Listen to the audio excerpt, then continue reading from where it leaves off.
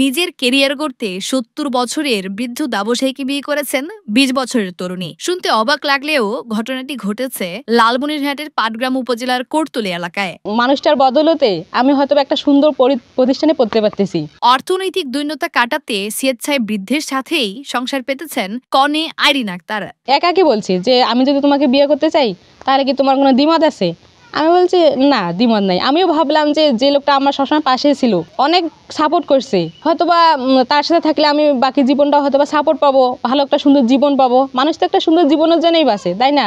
এই ঘটনায় এলাকায় ও সোশ্যাল মিডিয়ায় চাঞ্চল্যের সৃষ্টি হয়েছে। ফেসবুকে একটি ছবির মাধ্যমে ভাইরালের পর পরিবারের পক্ষ থেকে জানানো হয়েছে, গেল ২২ মার্চ রাতে কোটতলী এলাকার নজরুল ইসলামের মেয়ে কলেজছাত্রী আইরিন আক্তারকে বিয়ে করেন সেই বৃদ্ধ ব্যবসায়ী শরীফুল ইসলাম। আমার চাচা হয় তো, আমার জায়ের চাচা তো, আমাদের চাচা, ওরা বিয়ে করছে, কেউ নাই স্যার, আমরা সবাই খুশি।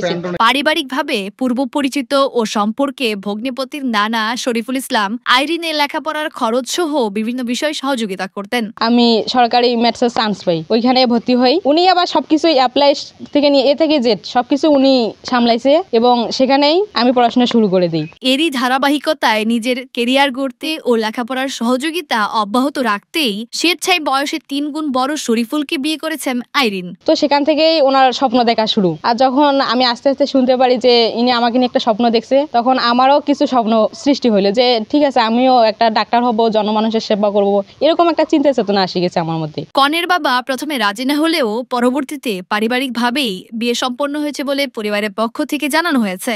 তো বললো যে আপনি যদি রাজি থাকেন তো ব্যাপারটা আমাদের উপরে ছেড়ে দেন। তারপর আমি বললাম যে তার বাবা যে আগ্রহী না, তো বললো যে ওটা আমরা দেখব। এরপর তারা তাদের সহযোগিতায়, এবং আপনারা কাবিননামা দেখলে বুঝতে পারবেন যে সেখানে তার ফুপার সই আছে, তার বড় ভাই সই আছে, তার বড় ভগ্নিপতির সই আছে। তাদের সহযোগিতায় ২২ তারিখে রাত ১০টা সাড়ে ১০টার দিকে বিয়েটা হলো। Times today news desk.